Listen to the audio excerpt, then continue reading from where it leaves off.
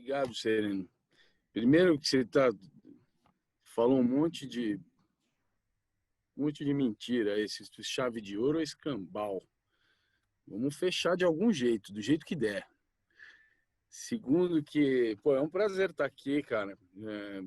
O Sereno, quando eu comecei a ver as divulgações do evento e entender melhor qual era a motivação desse evento, eu entrei em contato com ele e falei, cara, me coloca lá para eu dar minha contribuição para isso, pô, já que tem esse objetivo tão valioso. E eu acho muito legal olhar em volta e ver tanta gente, pô, gente que eu boto tanta fé assim, se colocando à disposição de uma ação desse tipo. Fico super feliz em ver isso acontecendo. O Sereno é um cara, gente fina pra caramba, que sempre esteve junto com a gente, sempre deu o maior valor no meu trampo, no trampo da Tati, sempre foi um parceiro da Casa da Dança. E aí eu fico pensando nisso, pô, que legal ver uma comunidade entrando em ação, né, em situações como essa. Fico super feliz em fazer parte disso aqui. Segundo, boa tarde todo mundo aí. Boa tarde para cada pessoa que está aí. Eu não estou vendo a cara de todo mundo, porque tem gente que provavelmente está em situações, talvez almoçando, alguma coisa assim, talvez aquele alface no meio dos dentes ali, ou então, na melhor das hipóteses, ali, como o nosso grande Will Freitas, dando para nós uma ótima ideia. Muito obrigado. É um prazer estar com vocês. Eu sou Henrique Bianchini, sou de São Paulo. Eu estou aqui para falar sobre uma coisa que não é exatamente um tema sobre o qual eu trato com muita frequência, não dessa forma, mas eu vou fazer uma conexão hoje, eu vou trazer umas ideias para a gente conectar esse tema a uns outros saberes com os quais eu lido com um pouco menos de ignorância, e que talvez um viés por esse lado do espectro possa nos trazer alguns insights valiosos. Mas eu vim eu vim trocar uma ideia, não sei se vocês viram, mas estava lá um bate-papo, porque é isso que vai ser. Eu vou fazer uma introdução um pouco mais longa do que o normal, mas não é uma palestra. Eu vou trazer algumas ideias, jogar na mesa e a gente vai abrir a negociação aí para trocar uma ideia sobre isso. Eu falo muito sobre aprender, tem sido um tema recorrente nas minhas curiosidades, nas minhas pesquisas e, eventualmente, até nos processos de estudo que eu tenho promovido. Aprender, esse tem sido um ponto valioso para mim, com o qual eu tenho tratado, tenho lidado, brigado há muito tempo aí. E aí, quando o Sereno me explicou qual era, existe um mote geral, assim, um tema geral para esse encontro, para esse evento todo, que está muito ligado à pesquisa direta do próprio Sereno, que é essa ideia do treinar.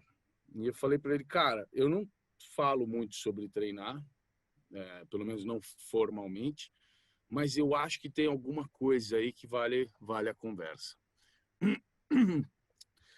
Eu quero começar contando uma história para vocês, uma história de bastidores que pouquíssimas pessoas sabem dessa história, que ela vai comigo para o resto da vida. Contextualização, primeiro. Faz um tempo que eu comecei a lidar com palavras com mais cuidado. Faz um tempo que etimologia, semântica, semiótica tem tido mais peso nas minhas avaliações, no meu cuidado, no trato social e profissional do que antes tinham. E uma das partes que sofreram alterações a partir dessa minha nova configuração cognitiva foi como eu considero, como eu falo sobre os processos que a gente usa para desenvolver a nossa dança ou para melhorar a nossa dança, seja lá o que for. Ou seja, isso que a gente chama de treinar ou de praticar, ou seja lá o que for. Ou muitas vezes de bater osso, o famoso bater osso. E eu, de um tempo para cá, eu comecei a questionar bastante como a gente usa essas palavras e tal. E eu cheguei numa configuração que me segurou as ideias, me ajudou a botar os pés no chão por um bom tempo. Talvez vocês eventualmente tenham até me escutado falar sobre isso. Eu comecei a defender a seguinte ideia, de que prática e treino são duas coisas distintas e que devem ser tratadas dessa forma. E o que eu defendia com essa ideia seria o seguinte: a prática seria a ação de você, por hábito rotineiro diário, por repetição, você automatizar alguma ação. Então, transformar algo que exige um certo nível de foco, energia, atenção, porque não habita meu corpo, não é um hábito meu. Então, eu dependo de foco, energia, atenção para isso acontecer com o mínimo de destreza que eu quero.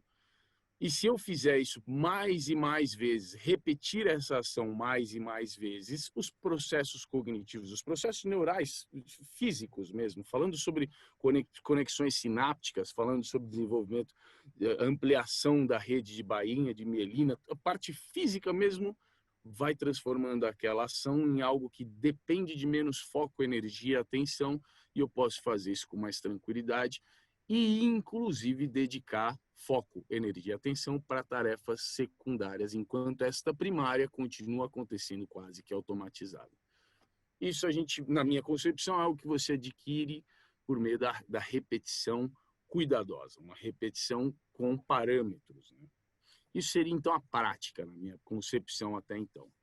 O que seria, então, o treino? O treino seria a aquisição de novas habilidades ou de novos movimentos complexos, de novas coisas que o meu corpo não faz ainda, nem minimamente naquela primeira etapa que eu falei, com bastante força, energia, foco, atenção. Não, ainda não consigo executar, nem ao menos com todo esse dispêndio, com todo esse gasto. Eu ainda não cheguei lá. Meu corpo desconhece essa combinação complexa de elementos. Para eu adquirir o mínimo de entendimento, tanto aqui quanto no resto do corpo, mínimo de entendimento de como essa tarefa complexa acontece, eu preciso então do treino. Seria a aquisição de novos movimentos, novas habilidades, eventualmente, novas combinações de capacidades em estruturas específicas, com as quais eu ainda não estou tratando com naturalidade. Então, eu fazia essa distinção de treino e prática. E isso me resolveu por muito tempo, me ajudou a pensar em várias coisas. Eu desdobrei muitos outros raciocínios, e, inclusive, essa forma de pensar esparramou para os meus processos como professor. Eu gerei processos baseados nessas ideias e eles fizeram sentido. Tive tempo suficiente para anotar resultados interessantes a partir dessas ideias. Pronto, contextualização acabou. Não sei se você sabe, mas eu e minha digníssima esposa mantemos um podcast que está meio em falha, né, Diego Tavares? Anda um pouco aí pulando uma semana ou outra. A gente está resolvendo isso. Mas temos um podcast chamado Pé na Orelha. E nesse podcast nós tivemos um episódio que para mim é histórico, marcante, e para mim já vale até aqui todo o esforço que nós fizemos para esse podcast acontecer. Que é um episódio em que nós tivemos a honra de termos como convidada ninguém mais, ninguém menos que Fátima Freire Dalbor, que é uma das filhas do mestre gênio Paulo Freire e que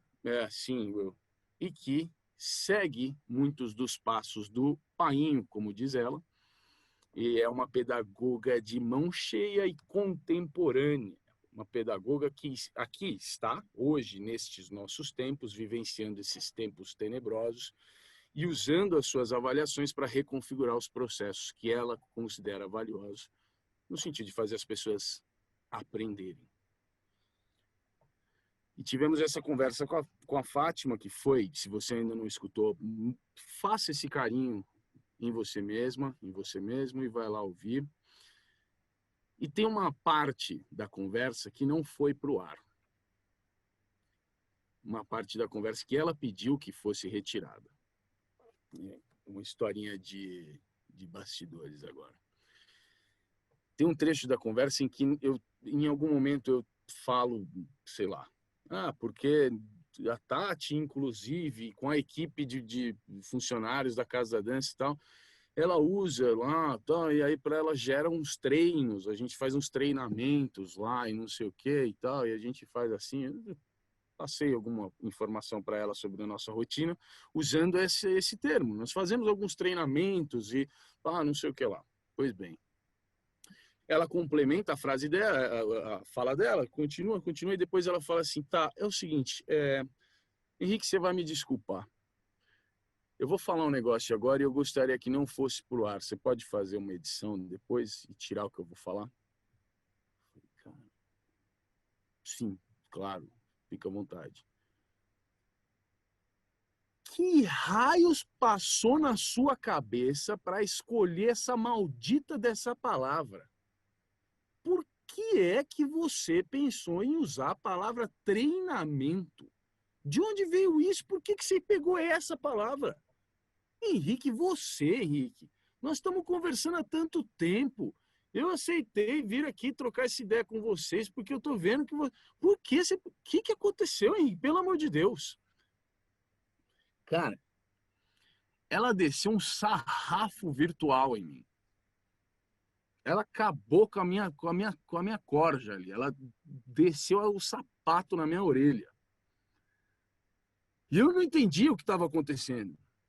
Eu não entendia. O que aconteceu, cara? O que eu fiz? Cara, eu queimei minha primeira chance de interação com uma pessoa que eu admiro tanto. Eu usei uma palavra errada. Logo eu. Fico escolhendo com tanto cuidado o que eu fui fazer, cara. A Fátima agora não vai mais querer saber de nada disso. Pois bem, ela fala, escuta, você parece que você está falando sobre esporte. Parece que você está falando sobre, sei lá, sobre futebol. Essa palavra não cabe no que a gente faz. Essa palavra não faz sentido dentro do que a gente promove, como pessoas que guiam processos de descobertas, como facilitadores de descobertas, como proponentes de estudos subjetivos, individuais, de seja lá quem for. Isso não cabe. Treinamento, treino, treinar, são palavras que não cabem aqui. Eu fiquei bem quietinho. Ela se recompôs, porque ela ficou puta mesmo. E a gente retomou a conversa e foi embora. E foi ótimo, foi maravilhoso. Mas dali para frente, o resto do episódio, eu fiquei detonado. E assim fiquei até o dia seguinte.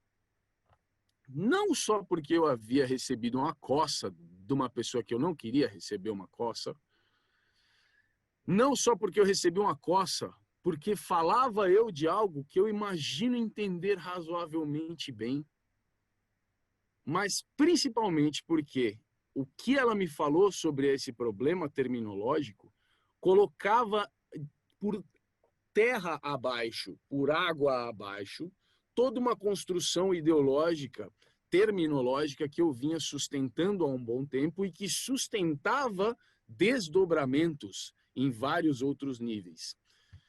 Eu apoiava muito do que eu achava valioso nos processos que eu gerava como um guia de descobertas, eu apoiava justamente na ideia de que o treinar era a parte mais interessante para nós, porque não gerava engessamento, porque era sempre uma constante busca de novidades, de próximas opções, de mais amplitude de possibilidades, de mais. Treinar seria a ideia do buscar mais.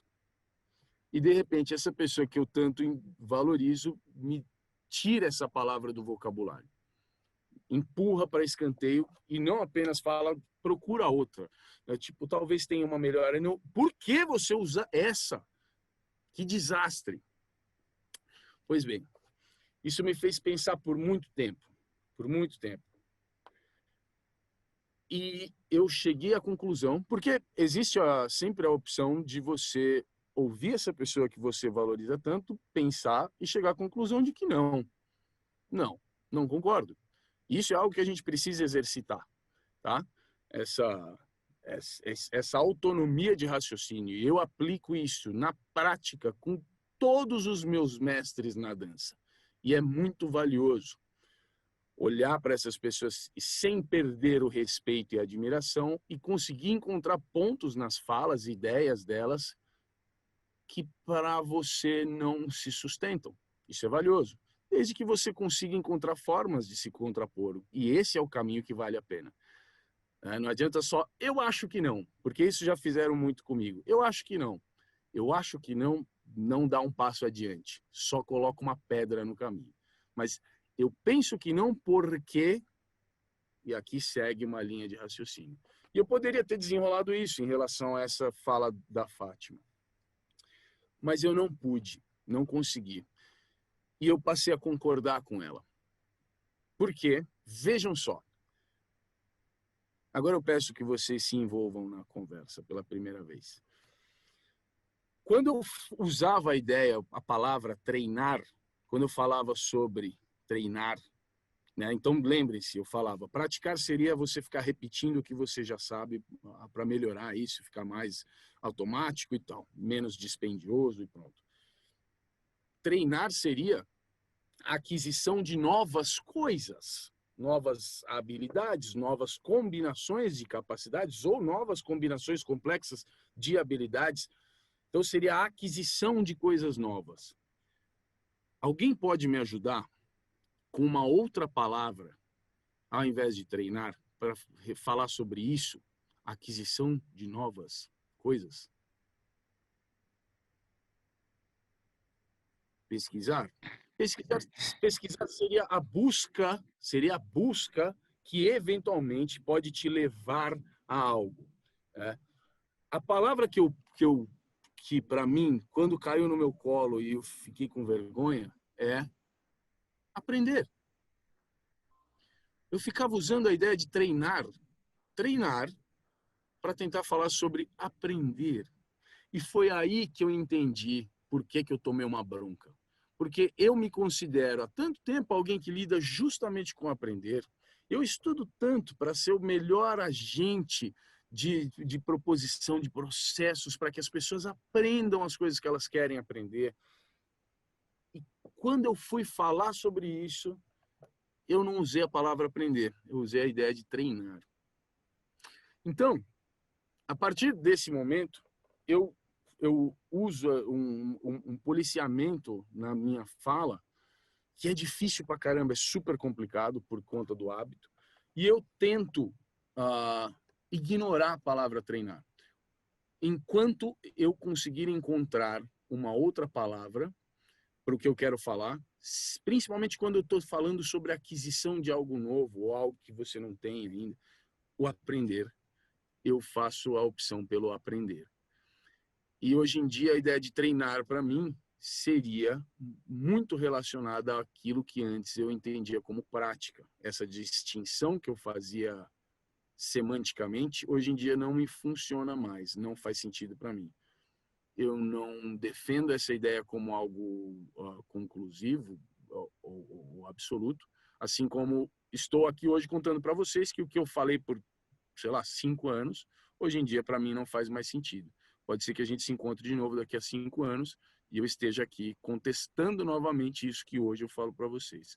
Mas nesse momento, o que eu entendo como treinar tem muito mais a ver com aquilo que antes eu entendia como praticar. Essas duas ideias, para mim, sugerem algo muito próximo.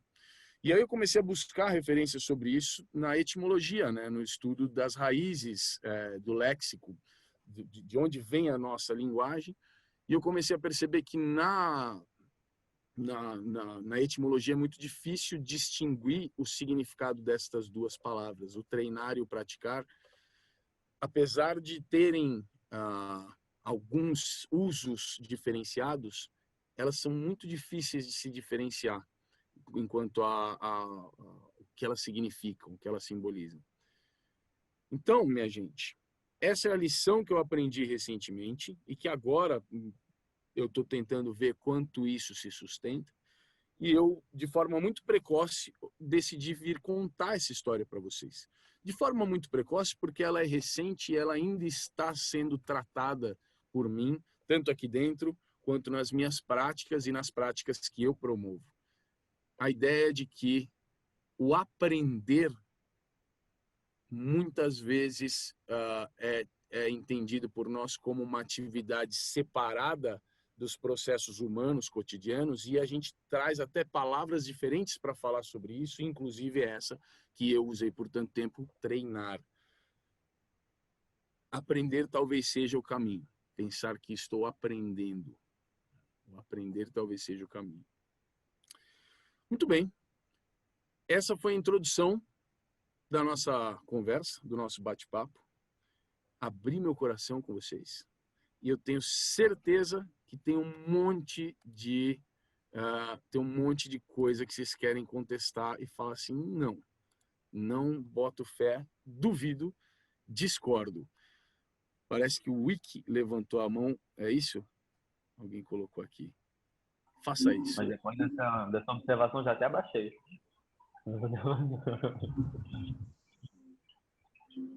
É com vocês agora. O Diego levantou a mão ali. Fala, Diegão. Então, quanto tempo, né? A gente se encontra aqui virtualmente o tempo inteiro, né? Tá até de saco cheio disso. Eu também. Mano, mas o que você falou, incrível, incrível. Eu acho que você tem que fazer um quadro de making off do Pé na Orelha. Acho que tem várias coisas aí que podem sair legais. Mas uma coisa que me veio na cabeça foi, tipo, que parece que a gente tem com a gente uma ideia de que aprender, a gente precisa de alguém para a gente aprender. E aí parece que o treinar, a gente pode treinar sozinho, né? Tipo assim, né? Teoricamente. E aí parece que o aprender, a gente sempre precisa de alguém para que ensine para a gente esse aprender, né? Então, eu acho que, enfim, né? Não que eu pense assim, né? Mas que é no geral, parece que vem isso, né? Então, acho que isso que me veio na mente ouvindo tu falar. Cara, que maravilha. Ô, Diego, eu não tinha feito essa conexão, sabia, brother? Para mim já valeu ter vindo aqui só dessa junção de ideias que você fez. Eu acho que, pô, tem tudo a ver, cara. Tem tudo a ver. Eu concordo com tudo. Concordo, primeiro, que existe o pensamento generalizado de que para aprender a gente precisa de algum agente intermediando, o que não faz sentido. Não faz sentido. Esse agente, ele só se justifica quando ele traz algo melhor do que o que eu teria se eu fizesse sozinho, e percebam que isso fica cada vez mais difícil, já que agora o acesso a toda a biblioteca de Alexandria está na palma das suas mãos. Então, quem precisa de um professor para escolher, né? Ou para gerar processo, ou para falar para mim o que é que eu tenho que estudar. Então, desculpa, atravessei. Mas concordo com o que você fala, que existe uma ideia de que para aprender a gente precisa de um agente intermediário, e faz todo sentido para mim o que você está falando aqui. Então, talvez o treinar fosse essa ideia de que este aqui é o ponto que eu posso fazer sozinho aqui, ó. Nossa, Diego, pode crer, mano. Eu boto muita fé nessa tua avaliação. Obrigado pela contribuição. Vai ser importante para mim isso. O que mais? Ó, a Vivian falou aqui, ó, Henrique. Até que ponto aprender é finito? Aprender não é sobre existir, é frequente e perpétuo. Sim, claro. Eu acho que nenhum ponto aprender é finito. Eu acho que você pode ter metas. E aí, nesse sentido, a meta é finita, a não ser que você faça como a Dilma, e aí. Mas a princípio, a meta é finita, porque meta precisa de definição de qualidade e de cronologia, né? Meta, diferente de objetivo, meta fala assim, ó, eu preciso chegar nesse resultado até esse dia. Então, pronto, você chegou, atingiu a meta, mas aprender... Sabe que eu tenho um pensamento sobre aprender que é o seguinte: existe uma sensação, talvez até uma vontade, uma aspiração, uma esperança, um desejo na gente de que o mundo das coisas que a gente desconhece tem um tamanho, tá? Ele é desse tamanho. Tem tudo isso aqui no meio que eu desconheço. Conforme eu vou estudando, eu vou preenchendo, então, agora o mundo das coisas que eu conheço. E agora mais coisas que eu conheço. E agora mais coisas que eu conheço. e mais coisas que eu conheço. E o que acontece, então, no mundo de todas as coisas que existem, as que eu desconheço vão perdendo terreno para aquelas que eu conheço. Se eu estudar o suficiente, eventualmente é possível que eu chegue a completar esse mundo de todas as coisas que existem. Isso é uma delícia, eu acho isso muito legal, tá? Confortante, eu acho, assim, tipo, caramba, mano. Tenho 38 anos, eu estou estudando há tanto tempo, é possível que no mundo das coisas que existem eu já esteja onde? Pô, mas ali, né? O que acontece, na verdade, e que não é segredo para ninguém, é que conforme o mundo das coisas que você conhece cresce X, o mundo das coisas que existem cresce 2, 3, 20, 100x. Para cada coisa nova para você, cada coisa nova que você toma conhecimento da existência, para cada desdobramento dessa coisa e cada desdobramento da combinação dessa coisa com todas as outras que já estavam no mundo de tudo que você conhecia, as ampliações acontecem também. Então, assim, o mundo das coisas que a gente desconhece, você não consegue mexer nele. Não mexe nele, não tem como, é impossível. Só dá para mexer no mundo das coisas que você conhece. Esse dá para aumentar. Mas o aprender nunca será finito. O aprender sobre... eu tenho uma coisa... vou contar uma história legal. Isso aqui não é minha, não. Tem um paradoxo do lápis, eu não lembro o nome disso, mas funciona assim. Você pega um lápis mesmo, um lápis. Eu não tenho aqui, tenho só uma caneta, mas supondo que isso fosse um lápis. Um objeto tão simples, tão banal, né? Tipo de coisa que a gente, só para brincar, a gente às vezes quebra, joga no lixo. Esse aí, Diegão. Existe uma ideia que é o seguinte: todo o conhecimento da humanidade está contido neste lápis. Um objeto banal, mínimo, ínfimo, com utilidades muito pequenas. Não tem tanta coisa que você consiga fazer com lápis assim.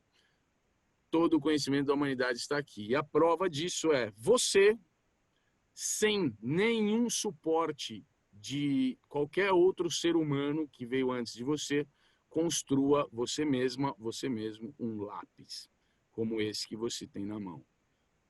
Construa você mesmo.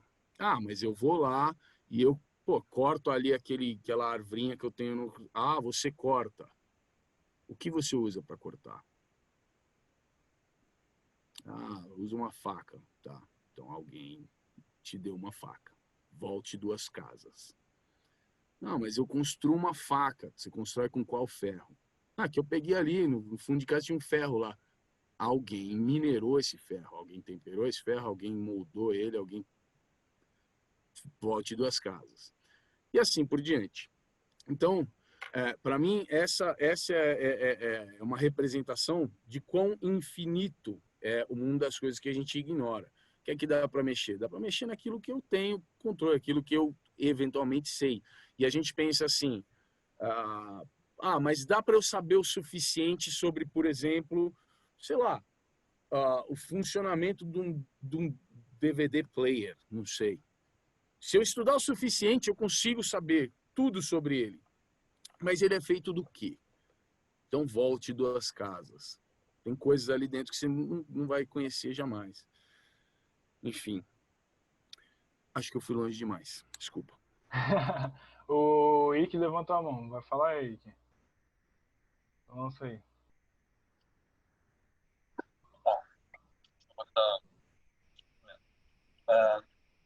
Então, achei legal você ter falado sobre essa palavra do aprender, assim. E acho que o podcast se chama Pé na Orelha.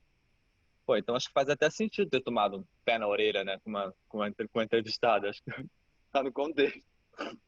E aí quando você fala pela descrição da coisa, que se relacionar com coisas novas, e associar isso, fazer novas relações, é engraçado ver como é que isso batia em você como treino. E a primeira palavra que me vem é o pesquisar. E aí, quando você fala aprender, eu começo a desconstruir a coisa, porque o pesquisar vem muito de uma questão de laboratório, pesquisar vacina. Então, quem pesquisa é químico, é físico. Aí eu fui para academia e descobri que pessoas das humanas também fazem pesquisa.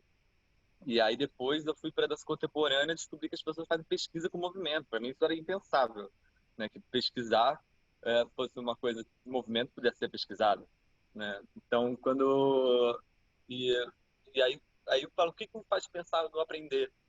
De fato seria a relação com outra pessoa, mas aprender algo que já está posto, não com novas associações.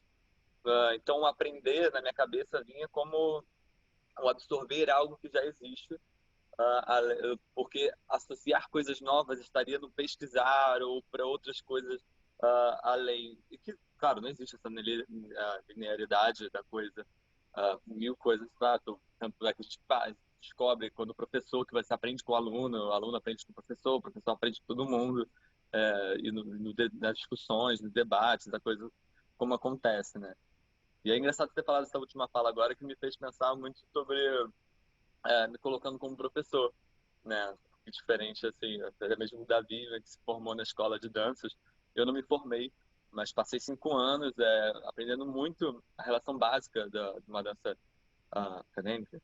E aí você passa, nossa, quando que eu posso ser professor? E aí eu passei anos pensando, pô, eu não posso, não consigo ensinar, porque eu preciso aprender muito, eu preciso chegar em tal lugar para poder ensinar alguma coisa. Ou porque você está mexendo no corpo de outra pessoa, tem toda uma responsabilidade, preocupação e tudo mais. Mas aí você, assim, teve o lance de entender o conhecimento que tinha, entender como é que torna isso possível. E olha que doido. Há uns dias atrás eu estava bem pensando exatamente, eu não conheço nada da pedagogia popular, mas conheço muito do materialismo histórico dialético. E é legal ver essa relação, como é que acontece a tipificação dos objetos, como que isso aparece na educação e como que isso vem para o ensino. E pensando sobre conteúdo, marketing de conteúdo, as coisas e tudo mais, pensando como é que alguma dança poderia ser até relacionada com o ensino popular, a pedagogia popular. Eu já participei de mesas, de várias universidades do ensino, papapá, mas nunca absorvi por esse caminho. E aí, ó, hoje caio no negócio que a coisa aparece, achei massa. Mas enfim, essas são colocações aí. Você sabe, e que tem uma frase do Paulo Freire com a qual eu inicio um curso que eu promovo sobre métodos não coreográficos nas aulas de dança.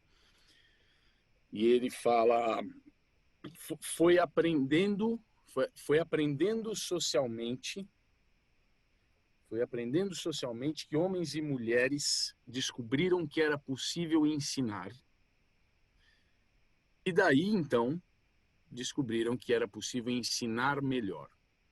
Então, algo assim, frase é ser alguma coisa desse tipo. Então, eu gosto muito de começar com essa frase porque ele fala que a gente primeiro percebeu que aprender que era possível aprender melhor. Porque, primeira coisa, aprender é uma palavra que não deveria nem existir. Essa é a verdade. Seria algo como viver. Porque a nossa mera existência, ela é uma junção de novos aprendizados de um momento para o outro, né? E aí, eu sei que isso parece meio esotérico, meio sei lá, meio romântico, mas não, de forma bem prática mesmo, bem prática, que a história é a seguinte, cara, você começa e você não sabe falar.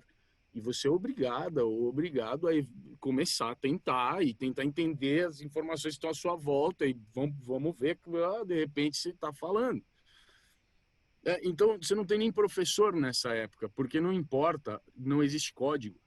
Não existe um código que um professor possa usar para intermediar. As pessoas simplesmente, como fala o Victor Wooten, ele fala assim, quando a gente aprende a falar, a gente está rodeado de especialistas, e é tudo que a gente tem. Se vira.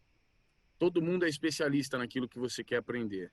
E assim por diante, a gente vai aprendendo. Então, aprender é a única constante na nossa vida, na nossa existência, né? E nesse sentido, quando a gente pensa sobre, sei lá, qualquer linguagem de dança, qualquer uma delas, isso a gente não pode ignorar. Não dá para ignorar que aprender é algo que acontece, tá? mesmo que você tente fazer que tente entrar no caminho. Às vezes a gente pode atrapalhar a aprendizagem, mas a única coisa garantida é que as pessoas aprendem. A gente pode entrar no processo como algum agente intermediário para facilitar, ou muitas vezes a gente entra só para seguir um protocolo e acaba atrapalhando para caralho, muito mesmo. E eu acho que para a dança não é diferente, né, meu? Acho que não é diferente. O que a gente faz lá? Desculpa, eu tinha quem colocou aqui? Gabi colocou, mas alguém escreveu o livro, não? Eu não entendi, Gabi. Faz esse comentário aí, meu. Tá, isso faz um tempo já. Foi no começo do bate-papo que você comentou sobre as pessoas aprenderem através de outras pessoas ou não, dessa de poder aprender sozinho ou não. E aí você comentou que não necessariamente alguém precisa ensinar você algo para você poder aprender algo. Que você pode simplesmente entrar numa biblioteca ou ter a livraria inteira na sua mão, dentro de um aparelho celular, enfim. Mas todo aquele material, alguém um dia já escreveu isso que eu quis... Isso que eu quis falar com o comentário, que alguém já escreveu esse livro. Então, talvez o ensino, não que tenha alguém para ensinar o material, mas aquele material foi feito por alguém, sabe? Então, tecnicamente, você não aprende sozinho. É isso que eu estava querendo questionar um pouquinho. Tem um pensador muito importante chamado Mortimer Adler, e ele defende a ideia de que aprender, a outra palavra que ele usa no lugar de aprender é descobrir. Então ele avalia que o que a gente chama de aprender é o processo pelo qual um indivíduo entra em contato com alguma coisa que até então não estava no mundo das coisas que ele conhecia, que ele sabia, e a partir de alguma experiência, de alguma forma que ele entra em contato, esta pessoa, esse indivíduo entra em contato e usa essa oportunidade para experienciar, experimentar esta coisa, esse conhecimento, essa ideia, esse objeto, seja lá o que for, ele descobre este objeto ou essa coisa.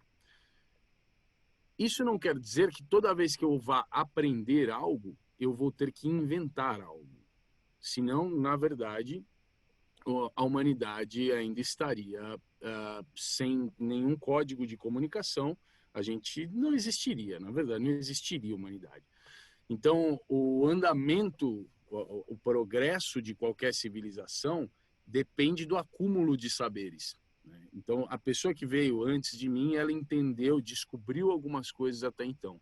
Quando eu entro em contato com a base de saberes que já está construída pelos meus antecessores, eu descubro essa base de saberes. Então, aprender é descobrir. Descobrir é algo que só acontece de forma individual. Ninguém pode descobrir nada por ninguém. Ué, mas você não descobriu a matemática. A matemática já havia sido inventada. Não no sentido de descobrir como a gente usava para Pedro Álvares Cabral, né? Descobriu o Brasil. Pedro Álvares Cabral, ele não inventou o Brasil. Ele simplesmente chegou aqui e viu. Ele viu. Até agora ele não conhecia, ele chegou e viu. Então esse seria o descobrir. Ele não precisou inventar o Brasil, né? A gente também não tem que inventar as coisas com as quais a gente entra em contato. Senão a gente não existiria isso aqui, né? Então, nesse sentido, Gabi, é que a ideia de aprendizagem não precisa de intermediários e não depende mesmo. Agora, construção de saberes, isso sim, né? A pessoa escreveu o livro, sem dúvida, ela registrou saberes de alguma área específica que até então chegou nesse ponto. A gente entendeu isso sobre essa área. Legal. Tem uma participação indireta ali no sentido de registrar, mas em relação ao aprendizado, à descoberta, a pessoa que pesquisou ou a pessoa que escreveu o livro não tem participação alguma. O processo de aprender não acontece por conta de intermediários, né? Se não seria, como eu sempre falo, o Matrix que você liga aqui atrás e alguém transfere conhecimento. A ideia de transferência de conhecimento, que é um termo que a gente usa bastante, é a maior invenção bizarra que existe. Não existe transferência de conhecimento. Isso não faz o menor sentido. Existe exposição de conhecimento. Então, eu já conheço tudo isso, eu tenho um livro sobre isso, toma esse livro. Essa pessoa que me deu o livro, ela descobriu antes de mim. Isso não quer dizer nada para mim. Eu só vou aprender, ou seja, descobrir, quando eu ativamente entrar em contato com esse conteúdo, com esses conhecimentos, e aí então, agora eu descobri, agora eu aprendi. Não foi a pessoa que leu antes e nem quem escreveu que me fez aprender. O processo de descoberta não é transferível. Então, é nesse sentido que eu aponto essa ideia de que aprender não depende de intermediários. Se alguém já registrou os conhecimentos que existem antes de mim, graças a todos os deuses e deusas, ainda bem que está lá. Mas isso não faz com que alguém tenha aprendido por mim. Eu é que vou ter que aprender.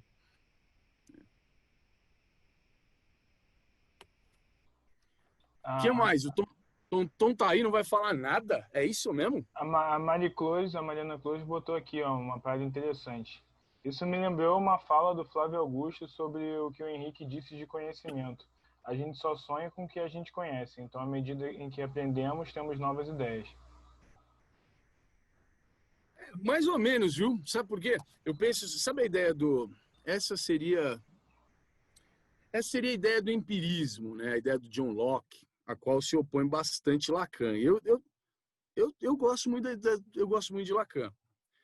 Mas no empirismo tem essa ideia, né, de que você só consegue visualizar o mundo a partir das suas experiências. Faz muito sentido, né? Até um colega meu uma vez me deu um exemplo incrível. Ele falou assim: imagina uma montanha de ouro, uma montanha, tamanho do Everest, mas de ouro, maciço. Se eu falo isso para você agora, visualize isso na sua mente. Sim. Ok, visualizei. Não existe montanha de ouro. Como é que você viu na sua mente essa montanha? Bom, eu conheço montanha e eu conheço as qualidades do ouro. Eu junto uma coisa na outra e ali eu tenho a minha imaginação ali me fornece essa visão e tal. Mas muitas vezes os processos de novas ideias, eu não sei, agora eu estou me perdendo já no que eu estou falando. Mas não necessariamente a gente só sonha só com o que a gente conhece, né? Eu acho que tem mais coisa aí na nossa loucura. Fala, Tonton! Mete bronca, Tonton. Opa, olá, olá, olá.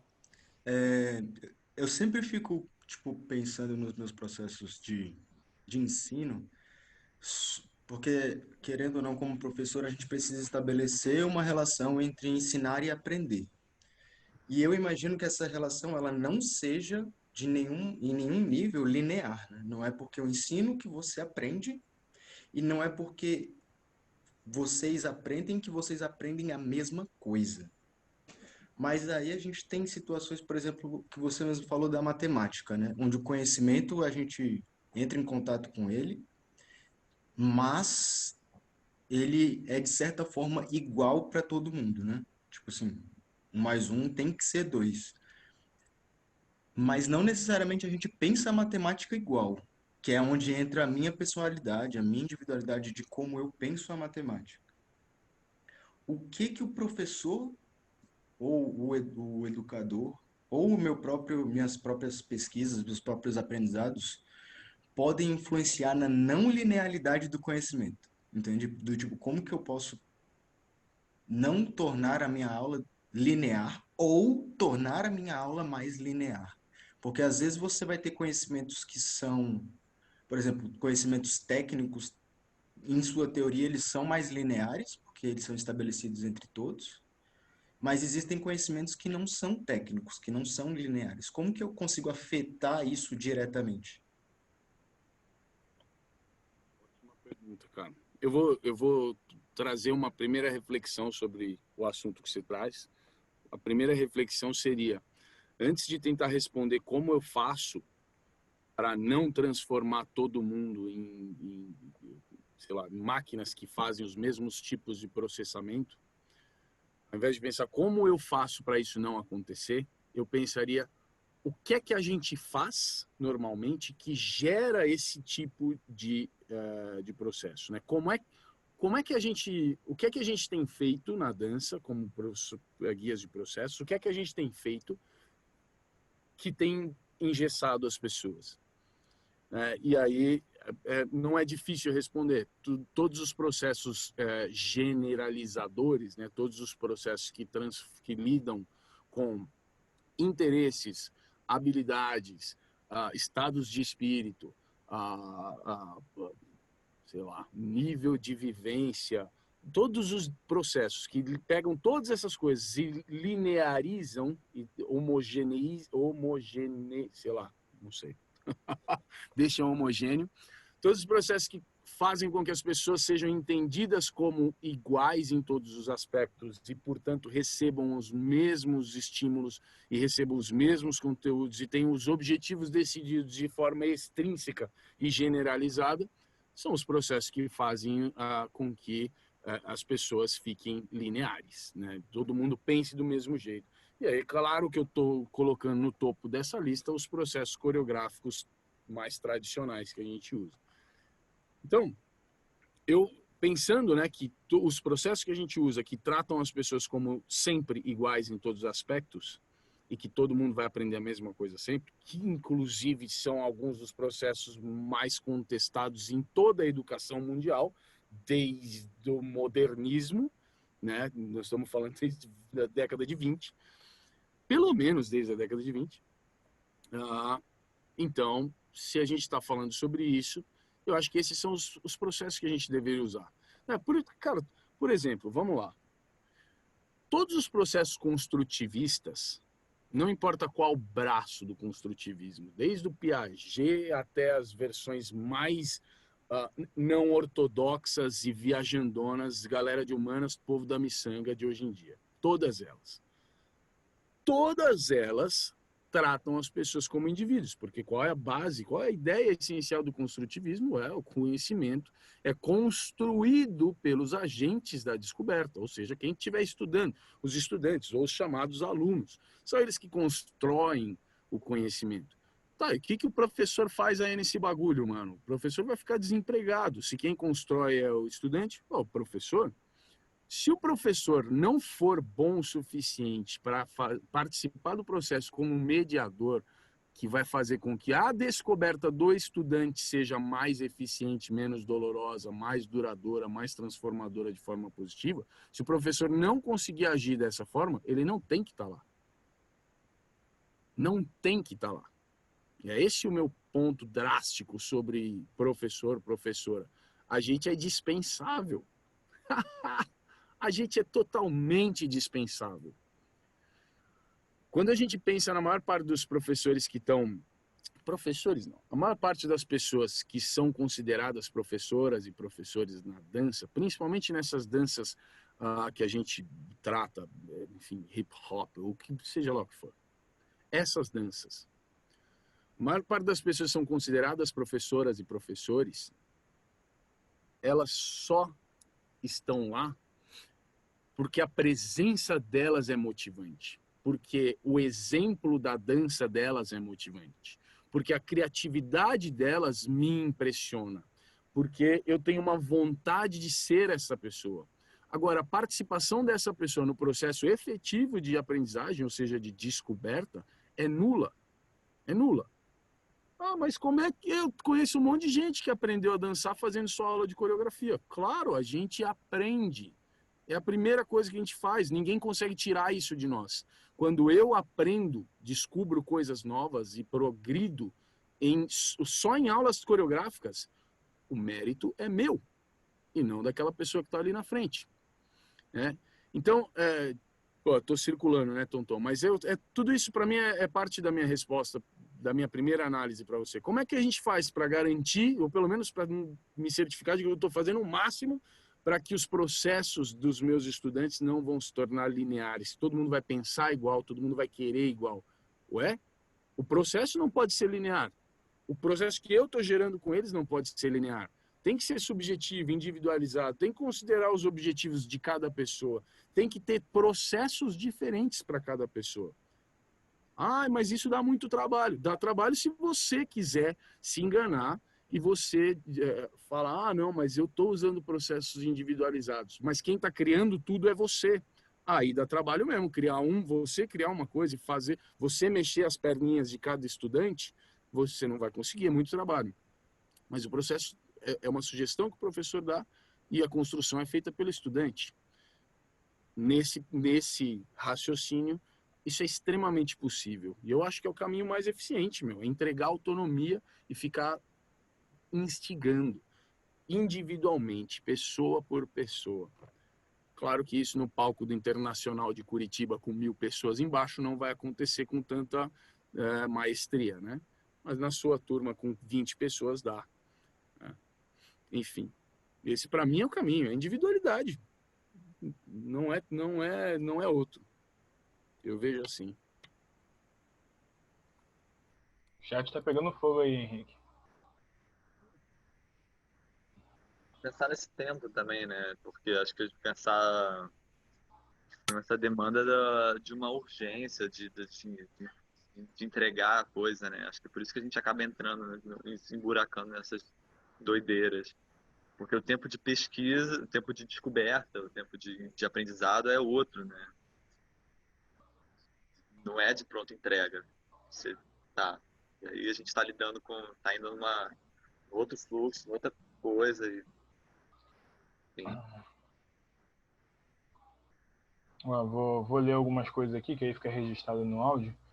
O Ike botou aqui, né? Eu tô te explicando para te confundir, eu tô te confundindo para te esclarecer, do Tom Zé. O Will falou que mesmo assim acha impossível uma padronização pelo fato de cada indivíduo ter suas particularidades no processamento das informações, mas podemos discutir os meios pelos quais dos processos de descoberta. Aí a Vivian botou aqui, inimigos da dialética, eu amo, kkk. Considerar a individualidade das pessoas em cada possibilidade do mover, aceitá-las. Isso aí. Ô, Will, fala um pouco aí, Will.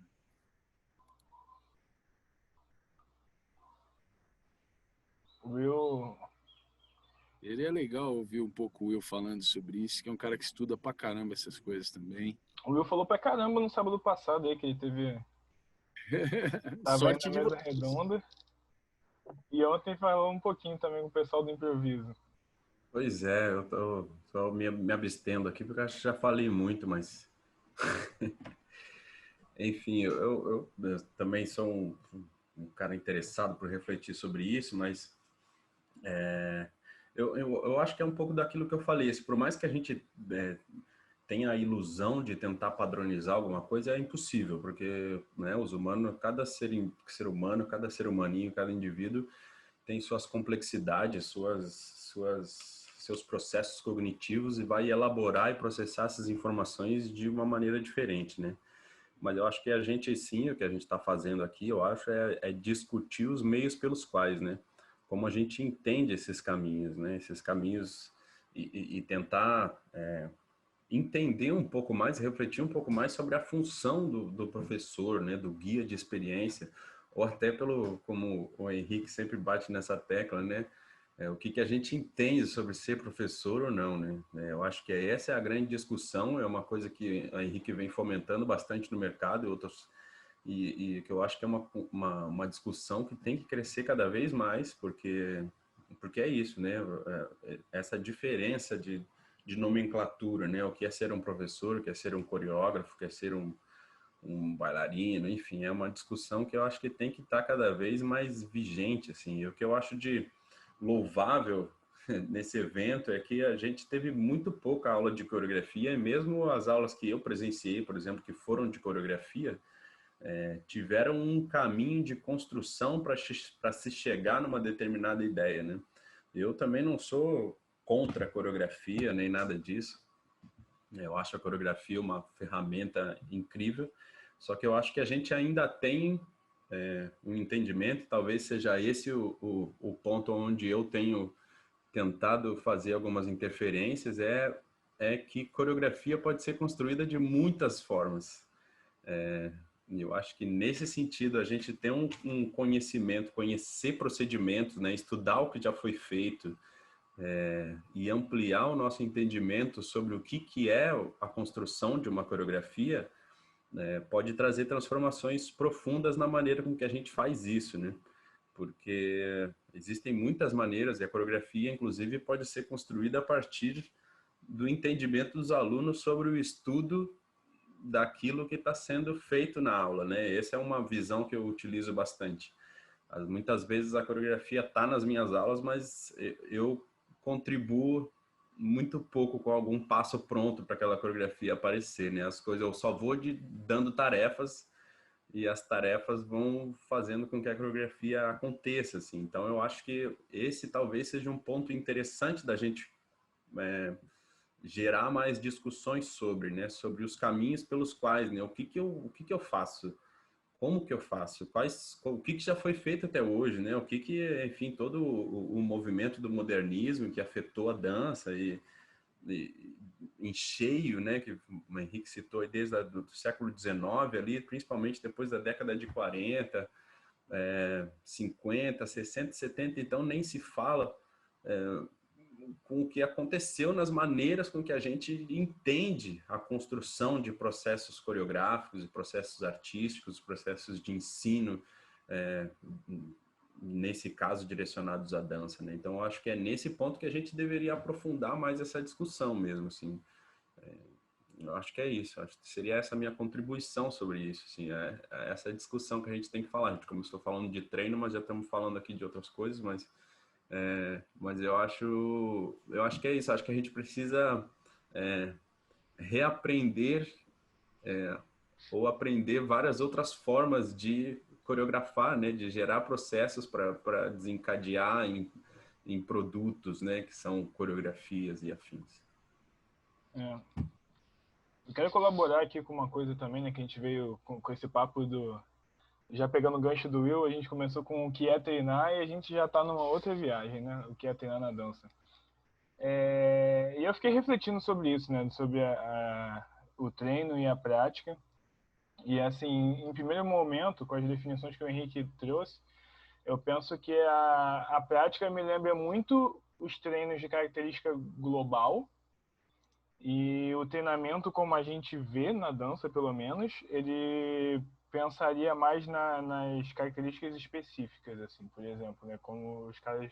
A gente aprende na faculdade de educação física, que tem o treino específico, né? Que o cara, por exemplo, no futebol, vai aprender a chutar a bola no gol, e o treino global, onde você vai fazer um jogo, e aí o cara só pode dar 2 toques na bola, onde vai ser a prática propriamente dita, mas com um objetivo específico. Eu acho que tem essa ligação aí. Mas ainda pensando nessa figura professor, o professor conduz o aprendizado e o treinador conduz o treinamento, né? Eu já vi alguns técnicos, né, inclusive quando trazendo para o lado do futebol, né, o Rogério Ceni, quando ele chegou no Flamengo, ele foi questionado como é que ele ia fazer os jogadores jogar, né? E ele falou assim: eu não estou aqui para atrapalhar, eu vou pegar o que eles já sabem e vou potencializar isso. E aí me trouxe muito aquela ideia do que a gente pensa como o papel do professor, né? Que é facilitar o aprendizado, ou facilitar a prática do movimento. E o treinador, nesse ponto, né? Pelo menos na figura que ele trouxe,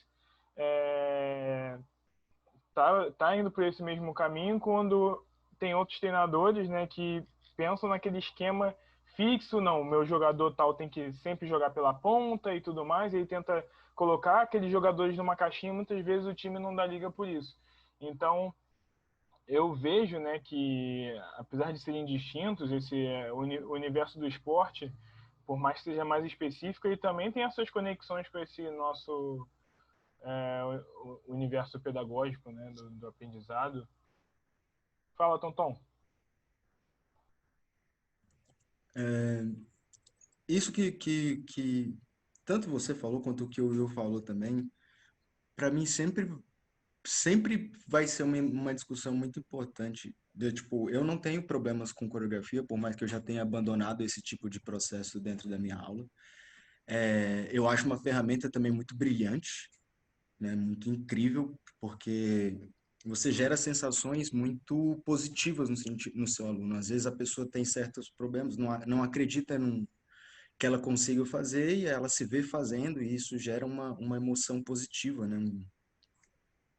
Mas minha mãe sempre me falou uma coisa, tipo, desde que eu era pequeno, que ela me falava assim, para quem só sabe usar martelo, todo problema é um prego, né? E aí eu entro no que o Will falou, do tipo assim, as pessoas estão sabendo coreografar de uma única forma. E ela acredita que a coreografia ser diferente muda a ferramenta, mas a ferramenta coreográfica, tipo, vamos dizer assim, de todas as chaves de fenda, ela ainda está usando a mesma chave de fenda do mesmo tamanho, a mesma proporção para resolver todos os problemas que ela tem. E dentro de sala de aula, a gente tem muitos problemas, não só problemas do ser humano, mas esse problema que a gente começou a falar, sobre educação, sobre ensino, sobre chegar num lugar diferente. E eu acho que muito parte disso, né? Tipo assim, a gente... Tanto que para pessoas que já abandonaram processos coreográficos, né? E eu abandonei isso também graças ao Henrique, que foi quando eu tive meu primeiro contato com aulas não coreográficas. E hoje em dia, para mim, é a coisa mais comum ter pessoas que são iniciados na dança, ou seja, que têm algum tipo de experiência com dança.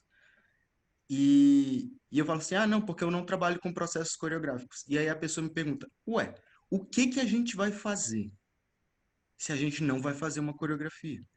E aí na minha cabeça sempre vinha essa frase da minha mãe, tipo, velho, para quem aprendeu a usar martelo, todo problema é prego. Tipo assim, a pessoa acredita, nós como cenário de dança, passamos a acreditar que aula de dança é uma coreografia, né? Tipo, e não é só uma coreografia, mas é uma coreografia com especificidade de onde ela parte e para onde ela chega. E ela sempre é partida de um ponto individual, é quem escolheu a música, quem escolheu o movimento, quem escolheu o processo, quem escolheu para onde vai. É sempre a mesma, tipo assim, é o professor, no caso. Então, eu acho que a gente precisa repensar isso para poder resolver mais problemas, porque, assim, eu tô no meio da dança há 16 anos e é tipo assim, aparentemente a gente só mudou a marca da ferramenta, entende? Tipo, a ferramenta que está sendo utilizada ainda é a mesma que está sendo utilizada desde, sei lá, de 16 anos atrás. A ferramenta é a mesma. Melhorou a qualidade do material da ferramenta? Isso para mim é indiscutível. Tipo, as coreografias hoje em dia podem ser melhores. As pessoas aprenderam melhor a lidar com didática do ensino. Eu também acredito nisso, mas a ferramenta continua sendo a mesma, partindo do mesmo ponto e chegando no mesmo ponto. Então, isso que o Will falou para mim é tipo tão importante de tipo, beleza, você quer usar o processo coreográfico, mas como? Para quê? Por quê? Partindo da onde? Qual é a razão? Tipo, aonde você quer chegar com isso? O que que você quer ensinar com isso? O que que você espera que exista de aprendizado? O que que vai acontecer depois que essa coreografia não existir mais, entende? Então eu fico tipo sempre matando. Por isso que essa minha relação é o medo de cair numa outra caixa, né? Porque a gente sempre vai cair em novas caixas. Mas eu quero pelo menos sair dessa caixa, que é o mundo da ferramenta da coreografia, e pelo menos ir para um cubo, sabe? Ou então ir para uma esfera, ir para uma outra coisa que não seja só mais uma caixa, mas ir para um outro lugar. E foi só um adentro mesmo, eu só queria desabafar. Pô, eu queria fazer um desabafo também mais breve, assim, só porque é um pensamento assim, que eu senti.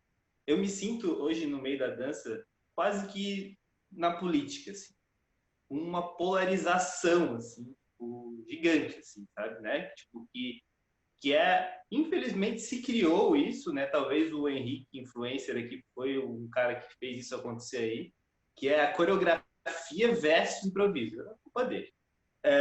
E aí, se criou isso no Brasil, se criou, real. E como os outros falaram ali, eu também tenho uma relação com coreografia, eu adoro coreografia. Eu vou em eventos e faço aula de coreografia. Eu gosto, me divirto fazendo a coreografia também, sabe? E aí o que eu queria só abrir é isso, sabe? Tipo, assim como na política, né, que a gente tem essa polarização e que isso atrapalha muito o nosso país ir para frente, né? Tipo, essa grande guerra aí e tal. Como a gente faz para juntar isso, né? E tipo, e tentar achar um, não digo nem achar um centrão ali, porque também não é muito bom, né? Mas tipo, achar outras possibilidades de conversa, né? Tipo, porque a gente está aqui entre a gente, sempre falando, e eu acredito que eles estão lá entre eles falando também, sabe? Tipo, e aí, só que isso não se conecta, né? Enfim, é esse o meu pensamento aí. Mas, ó, exijo réplica. Eu acho que eu tive, sim, alguma influência nessa polarização. Porque o que acontece é o seguinte, de uns 10 anos para cá, eu me tornei um militante dos métodos não coreográficos. E eu sempre falo a mesma coisa, cara. Por exemplo, aí no Rio de Janeiro, eu digo aí por conta do Sereno, tá? No Rio de Janeiro, eu sou bem conhecido e mal falado por causa disso. Porque eu sou contra a coreografia, não sei o quê. Muita gente me coloca nessa situação. O cara que é contra a coreografia. E o Rio de Janeiro, vamos aqui falar isso abertamente, o Rio de Janeiro é baseado em coreografias e batalhas. O Rio de Janeiro, as aulas que existem, eu só conheço aula de coreografia, sinto muito. Do Will, não. Não, eu não conheço aula no Rio, mas todas as aulas do Rio de Janeiro que eu vi, até hoje eu só vi aula de coreografia. Os vídeos que aparecem, isso aqui é tudo coreografia para mim. Então, obviamente, eu não sou uma persona tão grata nesse sentido, porque eu me tornei um ativista aí dos métodos não coreográficos. Mas por quê? Por quê? Porque eu não gosto de coreografia? Cara, eu sempre fico pensando a mesma coisa, assim. Por que a gente não tem uma polarização sobre usar quadradinho de 8 ou não no hip hop, nas aulas de hip hop? Por que a gente não tem uma polarização sobre usar corda de pular ou não nas aulas de hip hop dance? Por que não existe uma discussão acerca da ideia de usar música da Beyoncé ou não nas aulas de hip hop dance? Todas as ferramentas, a infinidade de ferramentas que estão ao nosso dispor, a gente naturalmente entende como ferramentas possíveis. Eventualmente vão me ajudar para alguma coisa ou outra. Isso aqui vai ser melhor para esse tipo de propósito, isso aqui nem tanto. Isso aqui meus estudantes vão se sentir melhor, isso aqui nem tanto, tal. A única coisa que a gente transformou em onipresente, sem a menor justificativa lógica para isso, no sentido da aprendizagem, tá? No sentido da aprendizagem, nenhuma justificativa lógica para ser onipresente é a coreografia. Então, de todas as possibilidades, a única que a gente tem em discussão, em polarização, é essa. Para mim, isso tem que ser combatido. Para mim, precisa ser combatido. E por que eu sou um ativista dos métodos não coreográficos? Porque o coreográfico não precisa de defesa. Ninguém vai conseguir derrubar isso. Vai existir para sempre. Agora, processos não coreográficos que, em relação à parte pedagógica, são muito, muito mais justificáveis, alguém precisa defender essa porra. Então, eu me coloquei 10 anos atrás como porta-voz dessa ideia e, obviamente, que ela não pegou bem, né? Claro que ela não pegou bem. O que é? A democratização dos processos. É o Boulos aqui em São Paulo, minha gente. Claro que não pega bem. Ele é um invasor, né? Não sei o quê. Ele é radical. O Boulos é radical, porque, pelo amor de Deus, ele quer moradia para todo mundo. Que absurdo. É isso, cara. Eu me tornei uma persona não grata em vários lugares, porque eu sou radical. Porque o Henrique fica falando que coreografia não ensina nenhuma linguagem de dança. Não ensina, não posso fazer nada. Não fui eu que inventei isso. Não tenho o que fazer. E eu vou falar uma das consequências mais foda dessa merda. É o seguinte. Quando o Tonton falou, a gente entendeu, a gente criou essa ideia de que a aula de dança é coreografia, né? Tem mais, Tonton, a gente entende, daí, de entender que a aula de dança é coreografia para entender que a dança é coreografia, é um peido, né? E isso aconteceu. Tanto é que a frase que eu mais escuto é: eu danço hip hop, mas eu não sou muito desse negócio de improvisar. Isso jamais vai entrar na minha mente. Jamais vai entrar na minha mente. Primeiro que a gente tem uma palavra para isso, a palavra improvisar, que não tinha que existir. As danças são feitas de autonomia, essas danças são feitas de autonomia, de experimentação em tempo real. Não tem essa palavra improvisar. A palavra certa para isso é dançar. Então esse é o primeiro problema. Aí fala assim, eu danço hip hop, mas eu não sou muito de improviso. Já deu merda, já tem que voltar 3 casas. E aí, quando a pessoa que dança hip hop, mas não é muito de coreografia, vai treinar, o que ela faz? Os vídeos tudo que estão no Instagram. Os vídeos tudo. Treininho de ontem, treininho de domingo. 2, 3 pessoas na garagem de casa fazendo uma coreografia que eles passaram 3 horas montando. Treininho do quê? Treininho de montar coreografia. Mas na cabeça dessa pessoa o que ela está fazendo é treinar a dança. Porque a porra da dança é entendida como coreografia. Então a pessoa fica 3 horas no domingo fazendo treininho, que é montar uma coreografia. E na cabeça dela ela está melhorando a dança. Qual é o resultado disso? Ontem eu recebi uma mensagem direta de um cara, não sei de onde que ele é, me escrevendo, falando assim, cara, eu danço faz 10 anos. Só que é o seguinte, meu vocabulário é horrível, eu não sei passo, eu não sei fazer as coisas, eu não tenho para onde ir, minha dança é repetitiva.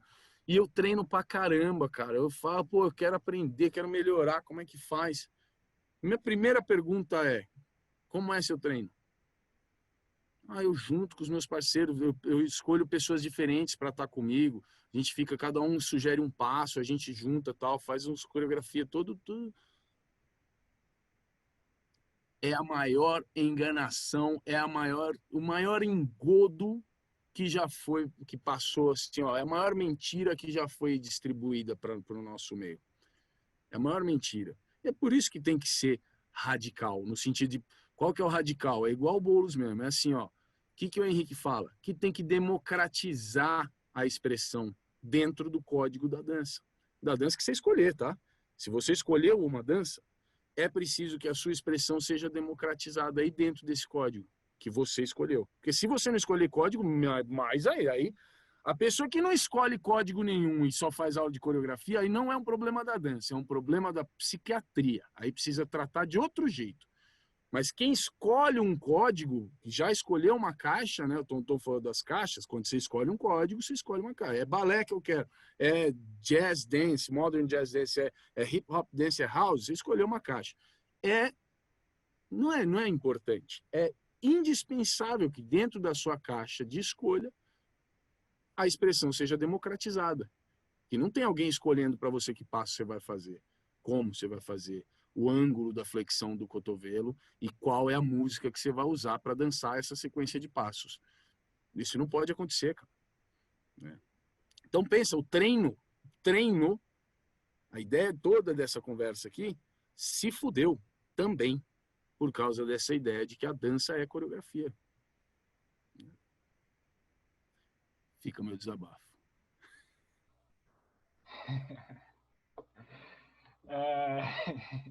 É muito bom, né? Porque eu até brinquei ali falando que o Henrique era o Che Guevara dos processos não coreográficos.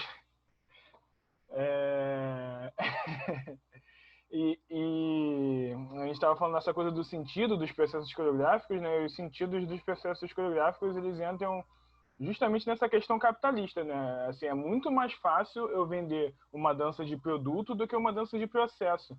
Eu estava até discutindo com algumas pessoas ao longo do evento, até com a Luísa, que está aí agora, que está me ajudando na produção desse evento, que eu estava refletindo como vender a ideia do evento de forma acessível.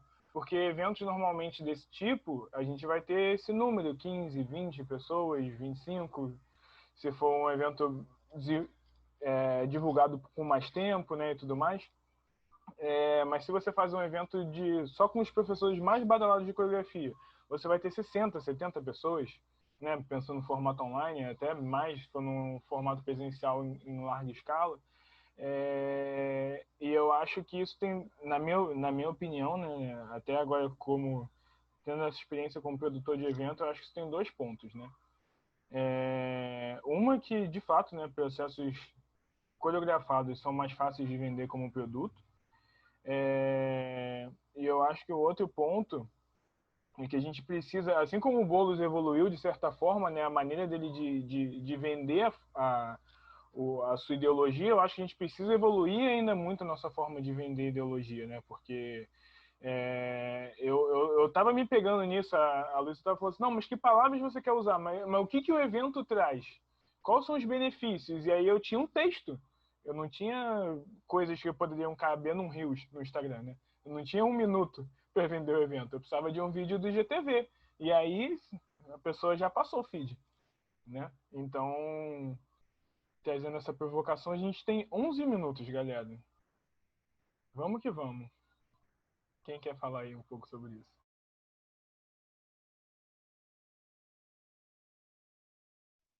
Eu falo, quero nem saber. Minha cara que tá no flyer mesmo, foda-se. Eu tenho uma coisa para falar, que é o seguinte, ó. E Sereno, acho que você tá corretíssimo, meu irmão. Concordo plenamente. É preciso vender isso de formas diferentes e tal. Mas a verdade é que a justificativa não é tão complicada. A justificativa não é tão elaborada assim. É que o problema é que a gente vai contra uma tradição, já dá para chamar de tradição, a gente vai contra uma tradição de entendimento do que é a dança, de o que é uma aula de dança, do que é alguém que fez bom uso dos processos, né? E realmente ficou bom, sei lá, o que é bom, né? Não sei, mas enfim. É isso, eu, por exemplo, luto contra uma tradição. É muito louco, é como, por exemplo, quando a gente fala sobre funk, tá? Quando fala sobre funk, na minha cabeça, quando eu falo funk, eu tô querendo falar sobre o James Brown nesse caso, tá? Não, o funk, porque o funk, toda vez, porque eu estou no Brasil, toda vez eu tenho que falar assim, não, porque no funk dos Estados Unidos, tá? O original, eu preciso falar um complemento, porque, obviamente, na nossa cultura, o funk do Rio de Janeiro é muito mais difundido na contemporaneidade. E isso é muito louco, porque a palavra funk é uma palavra que denomina a outra linguagem a princípio. Aquela é o funk original, né? Primeiro, antes da qual o termo que dá nome para a música aí do Rio de Janeiro vem. Então, aquela é a original, mas quando eu vou falar sobre a original, eu tenho que dar uma explicação. Mas quando eu vou falar sobre o funk do Rio de Janeiro, eu só falo funk e todo mundo sabe do que eu estou falando. Isso é muito curioso, é mais ou menos o que eu passo, né? Quando eu falo assim, porque aula de dança, tal, não sei o quê, mas eu estou falando de aulas não coreográficas, tá? Eu estou falando assim, uma dança que não é coreografada. Eu preciso explicar, porque a gente já vive uma tradição em que a dança já ficou entendida como coreografia, a aula já ficou entendida como coreografia. Então, eu preciso, quando eu vou falar sobre a minha aula, é difícil vender, porque eu preciso desse espaço inteiro para dar uma explicação sobre o que é. E como acho que o Tonton falou, né? A pessoa ainda falou, peraí, mas como assim sem coreografia? Aí eu preciso de mais um adendo ali embaixo para falar, não, calma, é que, assim, não sei o que e tal. Eu acho que essa é a grande complexidade. Sendo que, na real, era muito simples. Era falar funk e todo mundo pensar no James Brown, porque funk originalmente é aquela. Quando eu fosse falar do funk do Rio de Janeiro, eu diria funk carioca. Pô, aí resolvido. É a mesma coisa, eu deveria falar assim, porque é a aula de dança. E se for uma aula coreografada, eu tenho que falar uma aula coreografada de dança. Aí sim as pessoas, opa, diferente isso, né? Essa seria a situação que deveria existir. Como ela não é assim, a gente tem uma tradição contra a qual lutar. E é por isso que as justificativas ficam difíceis, é por isso que a gente precisa de mais tempo, mais espaço para negociação, porque é um processo de tentar normalizar a ideia de que a dança não começa com coreografia, e que coreografia é uma possibilidade que eu posso usar quando eu lido com dança. Eu acho que esse é um caminho que é uma luta complexa por conta disso, né? Porque a gente precisa de todo esse espaço para o trato.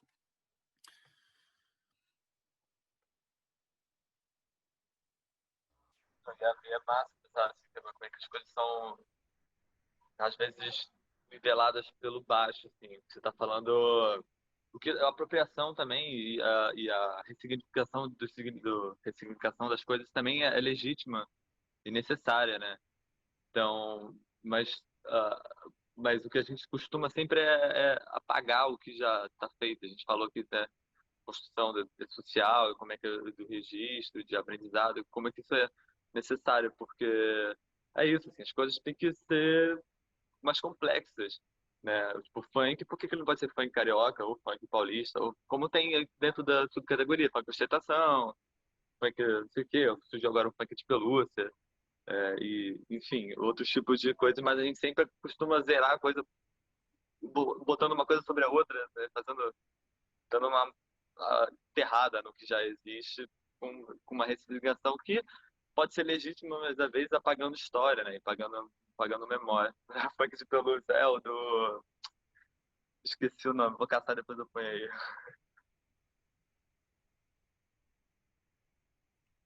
Você sabe o que eu acho que é um caminho que seria legal se a gente conseguisse conquistar esse lugar, né? É que, na verdade, assim, tem público para tudo, né? Aí uma das questões que mais se fala é tipo, mas é que a galera quer coreografia. Então, por isso que eu faço coreografia na minha aula, por isso que eu levo, porque todo mundo quer coreografia e tal.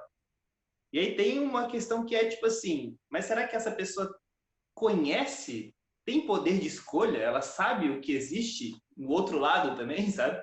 Ou ela só foi apresentada a isso, né? Então, tipo, se ela não tem o conhecimento dos dois lados, ela não tem poder de escolha. Não é que ela quer coreografia, é porque ela foi acostumada assim, né? Tipo, a ser coreografia. E uma coisa que me agonia, assim, né, por tanto tempo que tá estudando essas coisas, às vezes ver a galera postando e falando assim, pô, amo essa aula. E aí é tipo uma sequência, né? A pessoa faz uma sequência e fala assim, pô, essa aula eu amei, essa aula aqui eu não gostei tanto. E aí é isso, né? Tipo, a aula é aquela sequência, aquela coreografia ali, né? Então, eu acho que, tipo, o que eu queria dizer é mais em relação à honestidade, assim, sabe? Eu acho que, tipo, porque eu mesmo já dei aula de coreografia. E o nome era aula de coreografia mesmo. E quando eu cheguei lá, eu acho que durante a aula eu falei umas 10 vezes que o que a gente estava aprendendo era uma coreografia, sabe? Né? E aquilo ali, aquilo não era a dança e não tinha uma linguagem específica, enfim, né? Então eu acho que tá mais nesse lugar da honestidade de quem está fazendo, do professor, né? De ele tipo explicar o que que é, sabe? O que que você pagou foi isso, ó. Isso aqui que eu tô te entregando, você pagou, eu tô te entregando. E é ponto final. Então, tipo, aí não tem essa briga, sabe? Tipo, mas o que acontece é que, como o Henrique falou e tal, outras pessoas já falaram também, é de a pessoa sentir que está fazendo uma aula de dança, aprendendo uma linguagem e, tipo, falando, pô, ó, o meu treino, ó, o meu treininho, não sei o que e tal. E aí ela, né, tipo, não tem o poder de escolha, né? Ela não tem o conhecimento para poder escolher, né? Porque tem espaço para todo mundo, essa é a verdade, né? Tipo, poderia estar todo mundo feliz aí, mas fica essa polarização aí.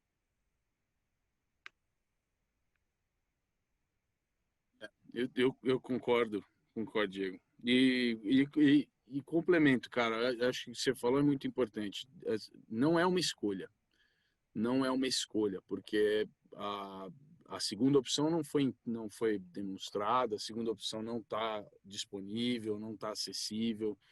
Enquanto isso, a exposição desse mecanismo tão já trilhado dos processos não emancipatórios, que são voltados à heteronomia, a exposição disso é muito forte, é tipo Rede Globo, mano. E o outro é, sei lá, qualquer outra coisa bem pequena. Eu acho que isso é um problema mesmo. Porque, ó, eu vou ser bem sincero, tem espaço para todo mundo pode receber o que quer, mas de verdade, as aulas que eu gero e que eu sei que muitos e muitas colegas geram, que não são apoiados excessivamente em coreografias, que são voltados para processo de emancipação, cara, são muito mais legais.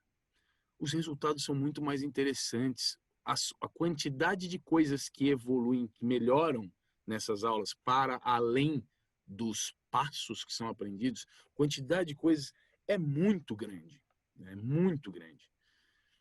E isso com propósito, né? Tipo, eu sei que estou fazendo isso e é para isso que eu estou aqui, e as minhas ações são voltadas para isso. Não é aleatório, não é sem querer, não é um mérito só do estudante. A minha participação aqui como guia de processo conta com essas ideias.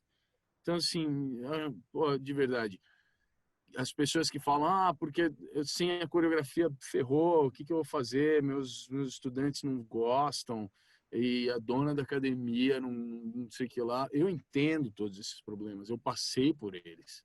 Agora, se a aula que você consegue gerar sem coreografia não é interessante o suficiente, não é um problema do método. É um problema de quem está aplicando o método. É um problema do quanto essa pessoa que se autodenomina professor ou professora, quanto essa pessoa conhece sobre a linguagem que está se propondo a ensinar, quanto essa pessoa conhece sobre métodos de ensino, de aprendizagem, quanto essa pessoa conhece sobre gente, ao invés de conhecer só a si mesma e sobre os passos que gosta de fazer, sobre as músicas que gosta de dançar, né? Não é um problema do método. Eu quero só... A Vivian, ela falou aqui no chat, ela botou um textinho. E aí, se a Vivian quiser falar, ou se vocês quiserem ler, porque para eu ler tudo vai ser meio tenso.